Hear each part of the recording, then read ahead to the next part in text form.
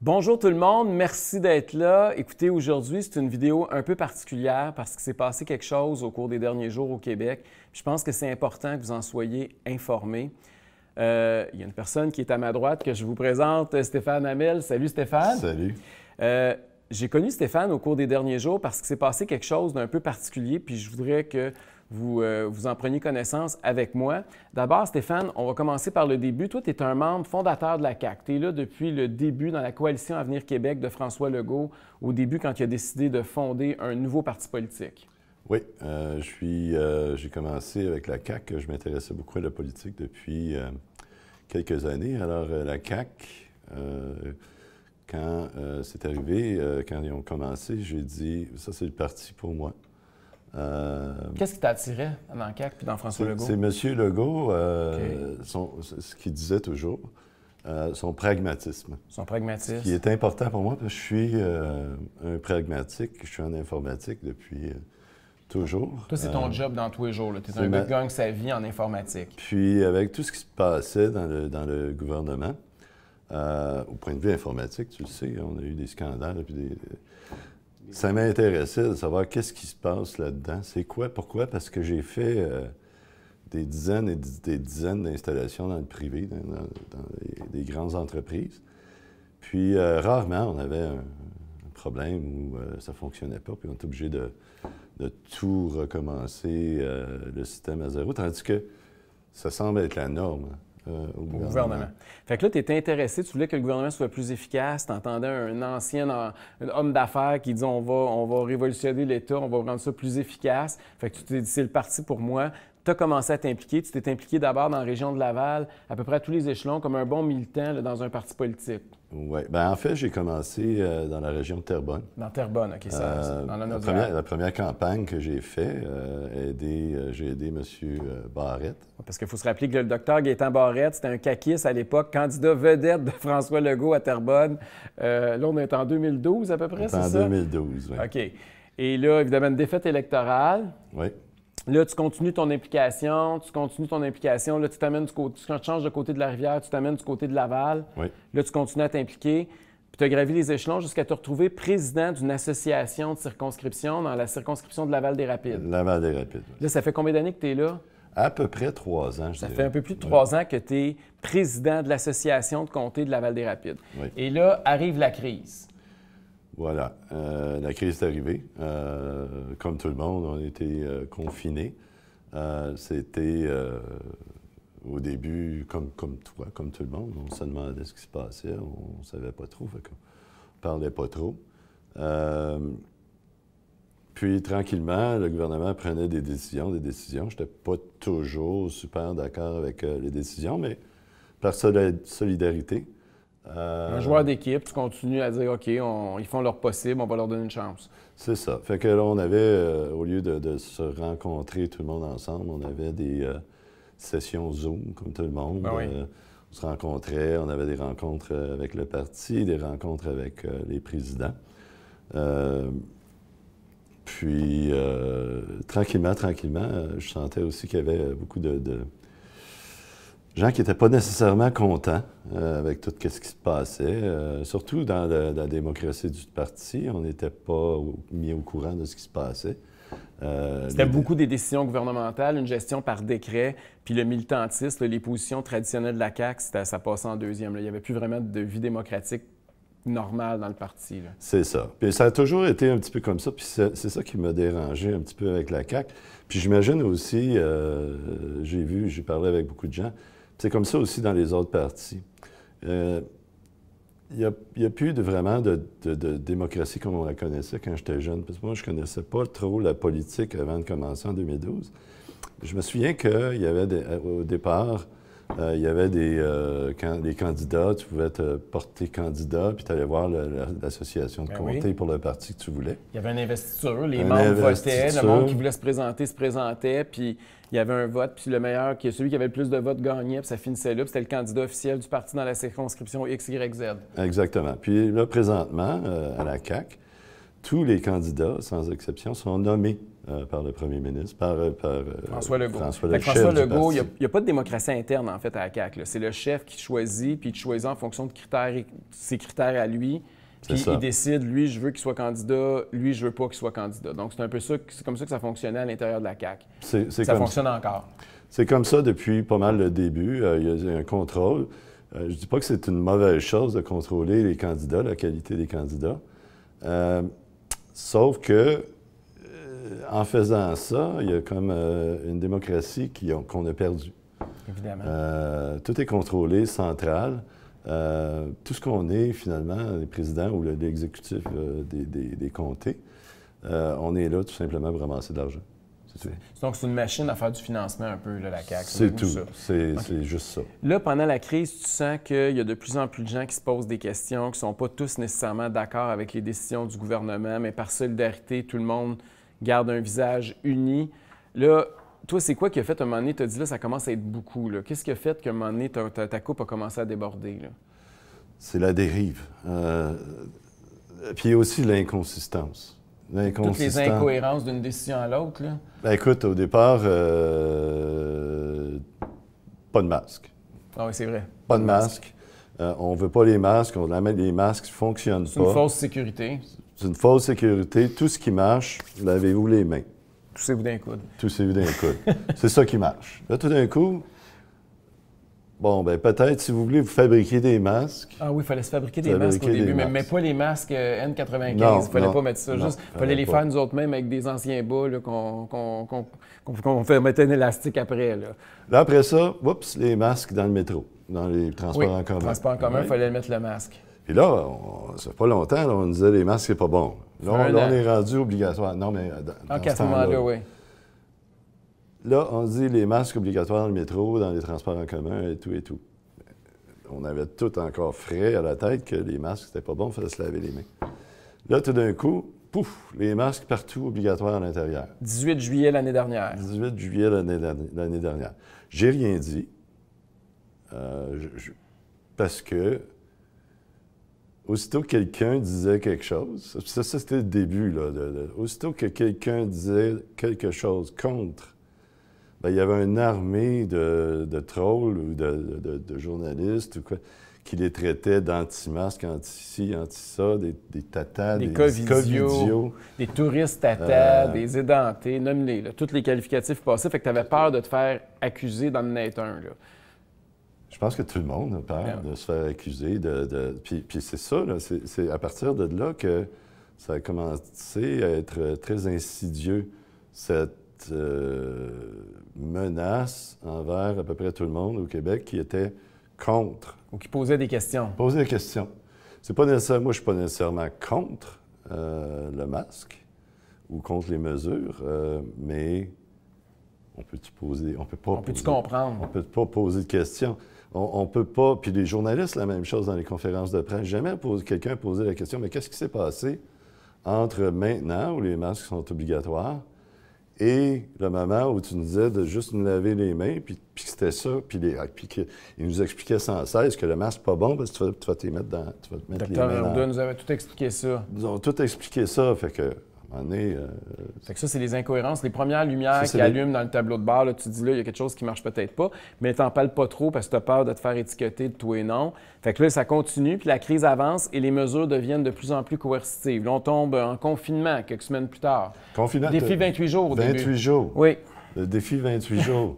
Mais là, 28 jours, là, c'était quelle date? C'était au mois de septembre, là, à peu près fin septembre. 28 jours. Fait que là, ça a duré, ce confinement-là, jusqu'au mois de mars. À peu près, ça a duré 6 mois comme il faut, là. Oui, c'est ça, 28 jours. Ça dépend des régions, là.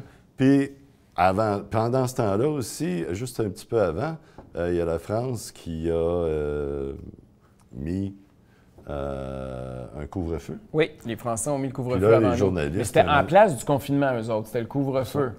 C'est ça. Fait que là, il y a des journalistes qui ont demandé à M. Arruda, M. Legault, est-ce que vous pensez à ça, les couvre-feux? Non, Arruda, il a dit non, nous, on pense que c'est des mesures qui sont juste mises dans des périodes de guerre. C'était contre notre culture, c'était européen, mais en Amérique du Nord, on n'avait pas cette culture-là à l'époque. C'est ça, mais tout d'un coup, on est devenu européen. Là, c'est ça, plus tard. Fait que ça, c'était l'autre mesure, les couvre-feux qui est absolument... Là, tu montes d'une coche, là.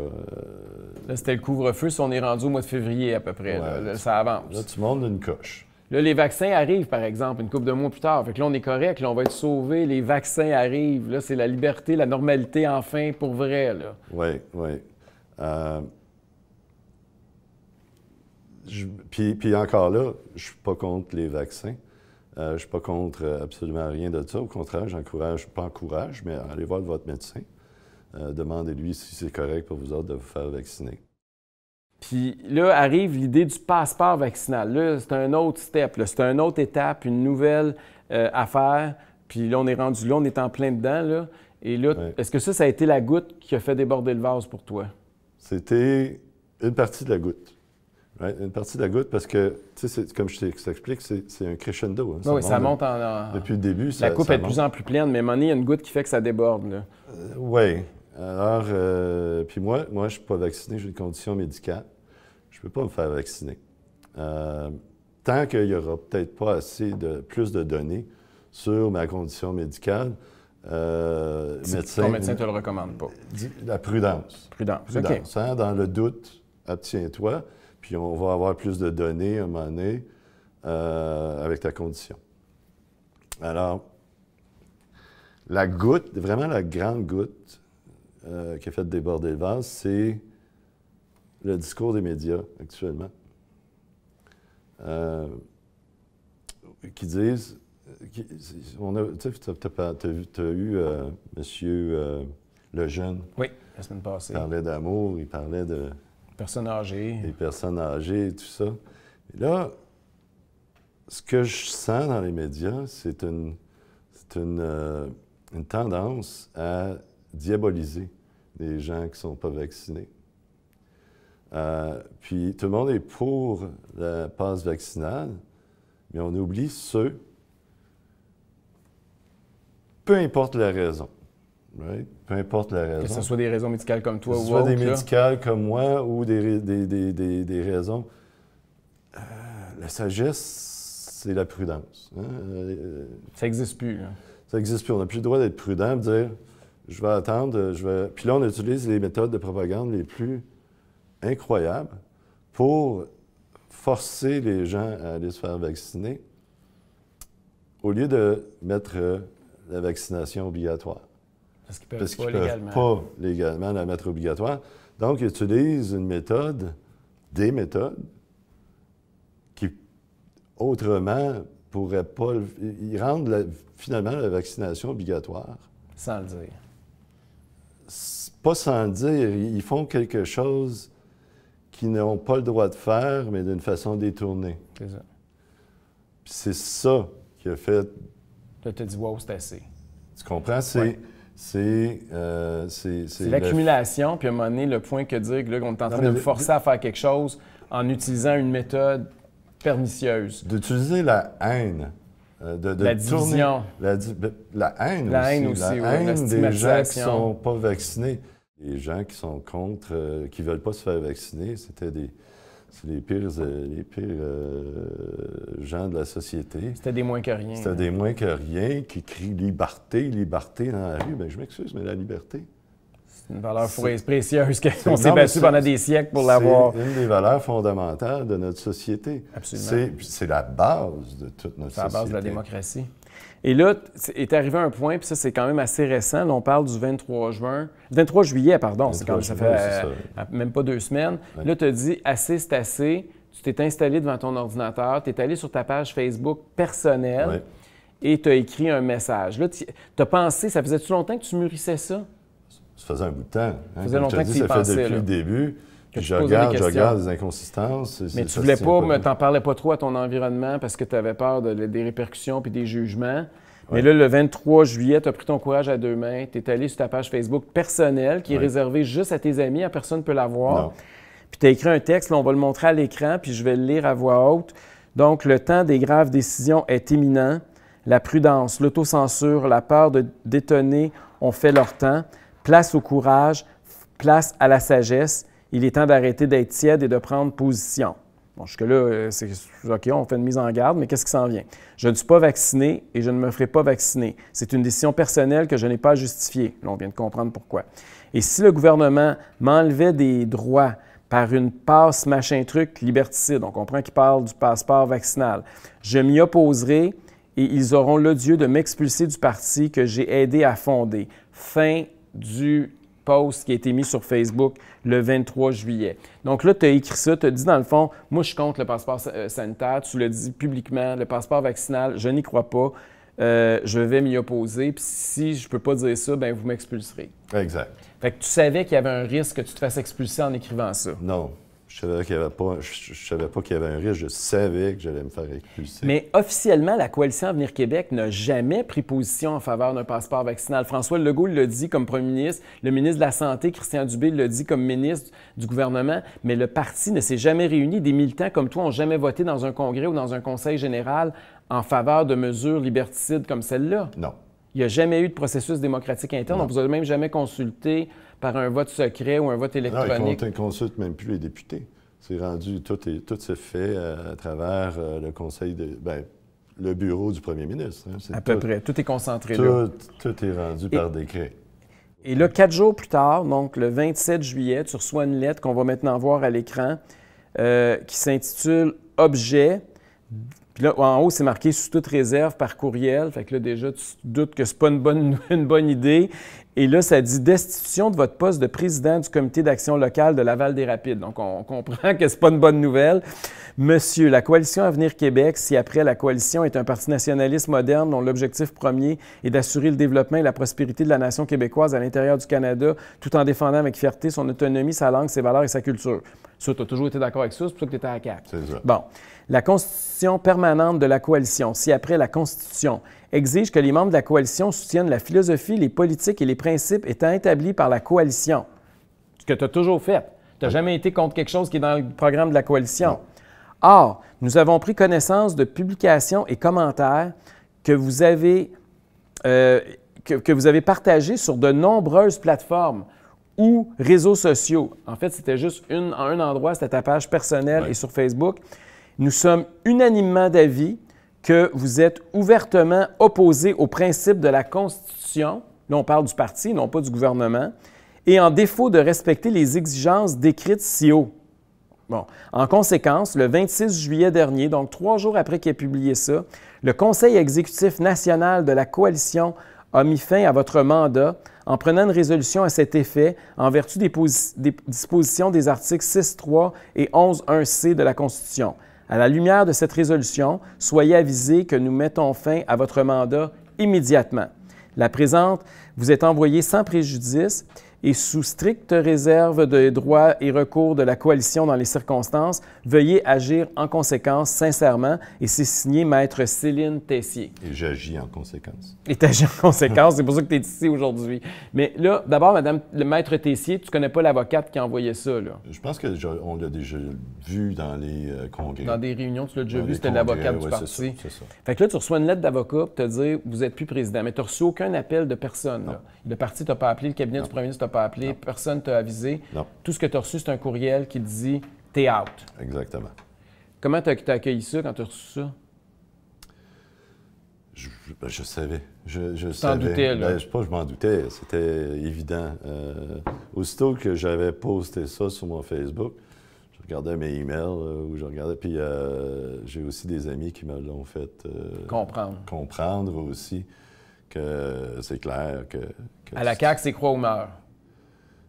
Bien, c'est comme dans la lettre, hein, ce qui est dit, c'est que tu dois absolument tout prendre et ne jamais critiquer quoi que ce soit. Mais Stéphane, si je suis ça au pied de la lettre, là, ça veut dire qu'on n'aura plus de congrès, puis on n'adoptera plus rien, puis on ne votera plus rien dans des congrès, parce que dès que tu es contre une politique, que tu votes contre, on pourrait t'expulser.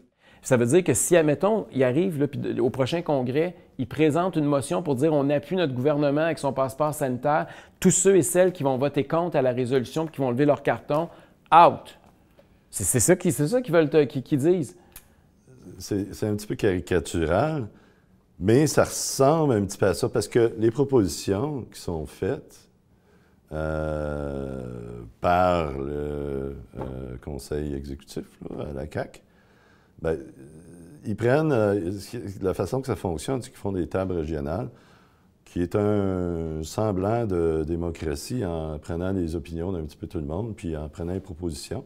Mais après ça, tout remonte en haut, puis tout est compilé, puis les propositions qui font leurs affaires vont, puis les propositions aussi qu'eux vont apporter, c'est ça qui va être présenté aux membres. Donc, c'est pas les membres qui vont faire directement ça le ne peut pas programme. voter en congrès. C'est toute une semblance de démocratie. C'est une parure. Tout est parure. Tout est parure. Comme être président ou être membre d'un conseil exécutif du parti, ben c'est tout simplement, tu sers à ramasser de l'argent, c'est tout. Mais c'est ça que je comprends pas. Toi, tu as été élu par les membres de la CAQ dans la circonscription de Laval-des-Rapides. Ouais. C'est eux autres qui t'ont élu. Ouais. C'est pas le parti, c'est pas Legault qui t'a nommé là. Non. Mais c'est lui qui peut décider si t'es out ou pas. Parce que les membres, ils ont C'est jamais, ça, les membres n'ont jamais eu leur mot à dire. Là. Il n'y a pas un membre à Laval-des-Rapides qui a été consulté avant ta destitution. Non. Ils n'ont pas appelé les membres, ils n'ont pas rien. Même l'exécutif, non. Non. C'est pour ça que je te dis, c'est un semblant de démocratie, mais je veux pas frapper sur la CAQ elle-même. Ouais, parce que ce que j'ai pu voir dans tous les autres partis, ça ressemble pas mal à ça. Bien, tous les autres partis. Je ne sais pas ce qui se passe à Québec solidaire. Mais il y a des débats quand même dans les autres partis. Puis il y a des exécutifs, puis il y a des gens qui sont élus dans des conventions pour être candidats. Oui, ils ont-tu encore comment les candidats sont choisis dans... Mais d'habitude, c'est les membres. Parce qu'à la CAQ, il n'y a même jamais eu un vote des membres pour se décider du chef. Tu sais, moi, j'ai été élu, OK, démocratiquement. Ce qui est un peu normal, parce que c'est lui qui l'a fondé. Oui, mais moi, là, j'ai vendu des cartes, puis il y a eu un vote, j'ai eu 96 d'appui, j'ai même eu un adversaire, puis on a fait campagne, puis il y a eu un débat, puis mon prédécesseur, ça a été la même chose. Je veux dire, il y a eu des débats, puis puis c'était correct. As-tu une course? Oui, il y a eu une course. Donc, puis il y a eu des résultats. On a annoncé les résultats le 17 avril dernier, puis chaque membre a voté. Il y a plus que 10 000 personnes qui ont participé au vote. Et ces gens-là, ils ont tous voté, puis ça a donné les résultats que ça a donné. Mais à CAQ, il n'y a jamais eu de... Y a-t-il un renouvellement du leadership? Est-ce que vous votez pour renouveler son leadership? Même pas. Non, je ne pense pas que ça a déjà été fait. Mais je pense qu'il y a eu des votes de confiance, puis les votes de confiance ont été immédiatement... c'était des 90. C'était quasiment unanime pour quasiment unanime. Puis ce qui est correct. Puis je ne suis pas ici non plus pour bâcher sur personne. Je n'essaie pas de parler contre monsieur... Tu ne veux pas parler contre un individu. Tu n'es pas là pour régler la non, vie du linge sale en famille. Le problème, c'est plus le système en tant que tel. Il y a un système où la démocratie a complètement été évacuée. Est-ce que c'est venu comme ça? Est-ce que c'est venu par design, right? Par le parti au départ, que nous autres, c'est comme ça qu'on fonctionne? Ou ça s'est installé tranquillement par les employés de la CAQ? Je ne sais pas. Je ne sais pas. Mais il y a certainement un problème là. La raison pourquoi que je suis venu te parler, c'est pas parce que je veux être absolument membre du Parti conservateur. Ah, t'es le bienvenu. Nous autres, on accueille tout le monde. Je ne sais même pas si je vais m'impliquer en politique dans le futur parce que... Ton expérience a été amère un peu, là. C'est pas tellement amer, c'est que je me demande est-ce qu'on est encore en démocratie? C'est sûr que c'est la question qu'on se pose. Mais comment t'expliques cette dérive-là? Qu'est-ce qui est arrivé? Qu'est-ce qui s'est passé pour que le parti dans lequel tu militais, tout d'un coup, prenne cette tangente-là? Y a-tu des choses à l'interne que tu as pu observer qui pourraient justifier qu'il y a eu un penchant qui a été pris à un moment donné? Qu'est-ce qui a fait qu'à un moment donné, ça... Je ne sais pas. Puis c'est justement un des problèmes, c'est qu'on m'a montré la porte. Puis on n'a pas de débat, il n'y a rien, il n'y a personne qui m'a appelé pour me dire explique-moi tes motivations, qu'est-ce qui se passe. Mais c'est comme ça depuis toujours. J'ai pas vu de débat.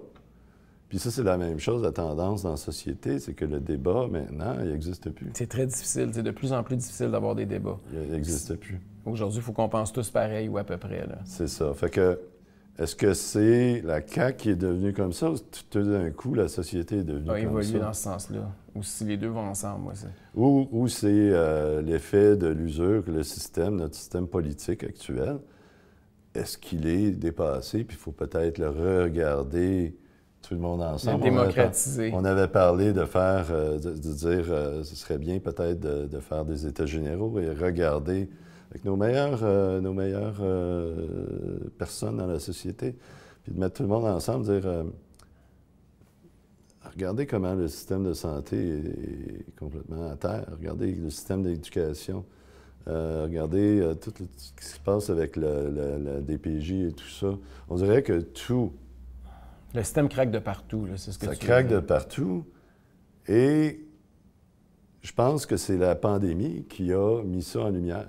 Mais c'est pas la pandémie qui a provoqué, qui explique tout. Non, c'est là depuis le départ. Là, c'est là depuis le départ. C'est qu'il y a des forces. On a créé un système au départ des années 50-60. Ce système-là était nouveau. Puis, on l'a créé pour répondre à certains besoins. Right? Ce système-là a évolué avec les syndicats et toutes les forces qui s'opposent pour arriver à... Il ne fonctionne plus. Mais ça, tu sais, je le vois, je l'ai vu constamment dans les entreprises. Ça arrive constamment. C'est qu'on fait... Puis je te parle des systèmes informatiques. Ils font un système informatique. Au départ, il fait la job, puis tranquillement, la technologie évolue. Puis, on raboutit... On essaye de mettre ça avec du tape, puis de la broche, puis... On essaye de faire un système qui va s'adapter. Ça de faire du neuf avec du vieux. C'est ça. Puis à un moment donné, quand on arrive dans les entreprises, moi j'arrive dans l'entreprise, puis on regarde tout ça, on analyse tous les systèmes. Là, on dit que ça serait peut-être mieux de changer le système. On va laisser celui-là, on va le mettre en mode maintenance. On va en partir sur des nouvelles bases, un nouveau système. Des nouvelles bases avec toutes les nouvelles technologies. Puis c'est un petit peu c'est une analogie peut-être qui est difficile à faire, mais ça ressemble à ça. C'est qu'on a un système maintenant qui a été fait dans les années 50-60. Il a évolué. Il n'a pas suivi les nouvelles technologies. Il a besoin d'une mise à jour. Il a besoin oui, c'est ça, une mise à jour Windows. Windows. Là, c'est quoi l'avenir pour Stéphane Hamel? Qu'est-ce que tu vas faire? D'abord, est-ce que tu es encore membre? Ils t'ont-tu expulsé du parti ou ils t'ont juste enlevé ton titre? Qu'est-ce qui s'est passé? Tu le sais même pas? Je ne sais pas. Tu ne sais pas si tu es encore membre ou pas? Je ne suis pas sûr qu'ils peuvent déchirer la carte de membre de quelqu'un. Mais ils peuvent t'expulser du parti? Peut-être. Bien, ce que la lettre dit, c'est que j'ai été expulsé comme président. Comme président, mais on ne sait pas jusqu'à quel point. Mais là, c'est sûr que ça ne donne pas le goût de te réimpliquer fort. C'est pour ça que je te dis. Puis le fait d'être assis à côté de moi, ça ne t'aidera pas non plus. Ça, c'est sûr. C'est sûr, parce que, tu sais, controverse, monsieur controverse. C'est pour ça que je t'ai contacté. Tu es le seul dans tous les partis ou dans ce que je peux voir qui a une critique. Elle critique un peu de la gestion actuelle. De la gestion puis de la situation actuelle. Puis je te trouve très brave parce que ça en prend. Moi, quand j'ai décidé de faire ce petit post-là sur mon Facebook, j'avais mal de ventre, parce que je savais, tu sais, c'était comme... Oui, c'est sûr, on le sait. Je le savais. Puis... tu savais ce qui venait avec, tu étais conscient. C'est pour ça aussi que j'ai écrit, ça prend du courage, parce que là, je me lance dans quelque chose où je vais me faire ramasser. J'ai perdu des amis à cause de ça. Là. Mais c'est ça qui est le problème, c'est que cette culture-là, c'est une culture de la division qui est entretenue en plus haut lieu pour justement faire de ceux et celles... Puis c'est toujours des sous-groupes qui sont des parias, puis on essaie toujours d'être du côté de la majorité. C'est très politique, c'est très partisan. Puis il y a été une époque, rappelez-vous, c'était à la faute des touristes Tata, c'était à la faute d'une coiffeuse, c'était à la faute d'un karaoké, c'était à la faute d'un gym, c'était à la faute des radios de Québec, c'était la faute des édentés, c'était à la faute des manifestants dans les rues. Là, c'est rendu la faute des non-vaccinés. Ça, c'est les nouveaux, ça la liste des parias de la société. Voilà. Et ça a été même la faute de Claire Sanson à un moment donné parce qu'elle m'a donné 100$. Mais il y a toujours une tête de Turc à laquelle il faut fesser. Et ça crée beaucoup de tensions. Il y a des familles qui se déchirent, des collègues de travail qui ne se parlent plus, des voisins. Tu sais, quand tu appelles ton voisin puis tu dénonces, tu appelles la police pour dénoncer ton voisin qui reçoit à souper. D'après moi, l'été, là, quand tu fais ton barbecue, il n'y a pas beaucoup de regards puis de discussions qui se font entre les deux voisins cet été. Là. Tu te souviens l'hiver passé, il y avait des voisins qui dénonçaient. Mais oui, il appelait la police. Mais il nous avait dit d'appeler la police. Appelez la police si vous voyez vos voisins. Est-ce que c'est là-dedans que tu veux vivre? C'est de la délation. C'est cette société-là. Mais ça a été encouragé par nos autorités. Par nos autorités, oui, Ils l'ont dit. Puis quand ils ont mis le couvre-feu, puis ils ont envoyé des polices patrouiller dans les rues, les lumières comme ça, mon Dieu, dans quelle société on vit? Qu'est-ce que vous faites 10 heures le soir dehors? Ça n'a pas de bon sens. Ça n'a aucun sens. Puis là, pour avoir ta liberté, ça te prenait un chien. Oui. Moi, j'étais correct avec Mia, je pouvais me promener. Ben voilà. Moi, je n'avais pas de chien. T'aurais dû t'acheter un chien. Ça, à un moment donné, j'ai dit, on va se partir une business, la location de chiens. Ça aurait marché, c'est sûr. Oui. Le pauvre chien, il aurait été brûlé. En tout cas, ben, gars, Stéphane, je te souhaite de bon succès pour la suite des choses. J'espère que ta flamme qui t'anime pour vouloir changer le Québec, vouloir améliorer la société dans laquelle on vit, va demeurer, que ça ne va pas tuer ça. Moi, je te le dis, tu es bienvenu dans nos rangs si jamais c'est à l'intérieur du Parti conservateur du Québec que tu veux poursuivre ça. Sinon, dans d'autres organisations. Puis, regarde, tu sais, c'est sûr que sur le coup, puis je te comprends là, que ça a été difficile, mais moi, je pense qu'à long terme, tu vas garder la tête haute, tu vas avoir une charge de moins sur tes épaules, puis tu vas en encourager des dizaines, des centaines, peut-être des milliers qui nous regardent présentement à avoir le même courage que ce que tu as eu et à dire « assez, c'est assez ». Puis là, on en parle, là. Puis je suis sûr qu'à CAQ, tu n'es pas tout seul à avoir été destitué parce qu'on regarde la lettre, c'est une lettre standard. Ça veut dire qu'ils changent le nom et la date, puis ils les envoient, là. Oui. On sait juste à combien de personnes ils l'ont envoyé, puis qui. Mais peut-être qu'il y en a quelques-uns qui, aujourd'hui, ton courage va leur donner du courage à faire la même chose. C'est un petit peu pour ça que je suis venu, parce que je sais qu'à moi tout seul, je ne pourrais pas changer les choses. Non. C'est certain. Fait que là, j'appelle tous, même les députés qui sentent qui sont plus là pour les raisons auxquelles ils voulaient être, qui ne sont plus, ils ne font plus le travail de législateur. J'appelle les présidents de comté de la CAQ, mais pas juste de la CAQ, du Parti libéral, quand Dominique Anglade a dit hier, c'est-tu hier? Cette semaine, le passeport liberté. Le passeport, c'est la liberté, mais écoute, c'est absolument orwellien, là. Je suis sûr qu'elle a pris ça directement de 1984. Ça n'a aucun espèce de sens. Non, puis les gens qui sont pris là-dedans, bien, ayez le courage de parler, ayez le courage de Stéphane, dites ce qui se passe, puis donnez vos opinions, vos idées, ayez pas peur. Ça m'a pris beaucoup de courage pour le faire. Oui, je te félicite. Faites la même chose, je pense, ayez le courage. Ceux qui sont intègres, ceux qui savent à l'intérieur d'eux, qui sont intègres, puis qui voient, qui pensent que tout cette théâtre-là qui est en train de se passer, qui nécessite peut-être une discussion at large entre nous, là, les Québécois, dire faut faire quelque chose. Peut-être pas juste pour la pandémie, ce que j'ai dit aussi pour toutes nos institutions qui semblent... Pour la démocratie. La démocratie. C'est ça. C'est ça le dénominateur commun. Puis là, il y a un grand danger, Éric, tu le sais. Puis là, on a parlé tantôt, la censure. Oui, la censure est très présente. On fait ça, là. C'est pas évident que la vidéo va rester en ligne très longtemps, là. Non, mais ça, c'est extrêmement dangereux. Ça va avec les woke, là, cancel culture, là. C'est ça. C'est la culture de l'annulation. La culture d'annulation. C'est qu'aussitôt que tu dis quelque chose qui est pas... puis on ne sait même pas c'est quoi qu'il ne faut pas dire. Non, il nous donne jamais d'explication. Il dit juste qu'on n'a pas le droit. Voilà. Fait que là ça c'est C'est de l'autocensure que tu fais parce que là, tu as peur de te faire censurer, donc tu t'autocensures. Donc, c'est un cercle vicieux, on n'en sortira jamais. C'est ça. Fait que ça, c'est extrêmement dangereux parce que depuis le début, qu'est-ce qui se passe? Parce qu'il y en a plein qui ont été censurés. Puis là, ils se retrouvent tous sur d'autres plateformes. Fait que là, on est en train de faire, en plus de faire une ségrégation avec le passeport vaccinal, de faire 2 classes de citoyens, on fait une ségrégation des gens par opinion. Fait qu'il y a des plateformes...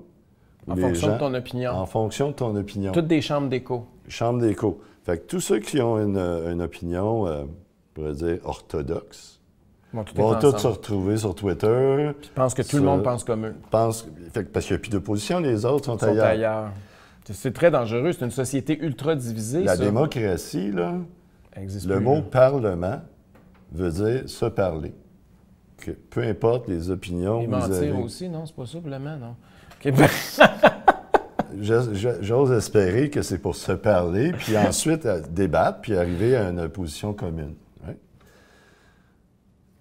Si on fait ça, puis c'est depuis, ça fait un bout de temps là, que ça se prépare, là, que ça se fait, là, puis que tout le monde migre sur d'autres plateformes.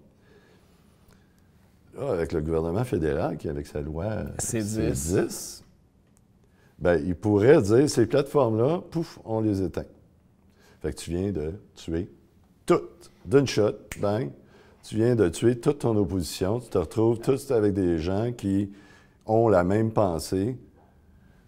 C'est dévastateur à long terme, cette affaire-là. Ça mène nulle part. C'est un cul-de-sac dans lequel on est en train de s'engager qui est extraordinairement dangereux. Est-ce qu'on veut vivre là-dedans? Mais non, pas pantoute. Toutes les gens avant d'avoir les opinions qu'on a, puis avant d'être dans un parti politique ou de voter d'une couleur ou de l'autre, on est tous des démocrates. On n'est pas là pour commencer à dire ceux qui ne pensent pas comme nous n'ont plus le droit de parole. Il n'y a aucune démocratie qui fonctionne comme ça. Donc, c'est vraiment une pente très glissante, très savonneuse. Puis des gestes comme ceux que tu poses aujourd'hui, bien, ça va à contre-courant comme ça. Puis il faut les faire. À chaque fois qu'on en fait, on combat cette culture là, de l'annulation. Et je suis content qu'aujourd'hui, tu aies eu le courage de te lever et de le faire, Stéphane. Merci beaucoup d'avoir été avec moi. Merci beaucoup d'avoir pris le temps. Puis j'espère que ça va réveiller des gens. On le souhaite tous. Merci tout le monde. Partagez ça. Jasez-en dans vos milieux. On va se donner rendez-vous dans quelques jours. Merci. Merci.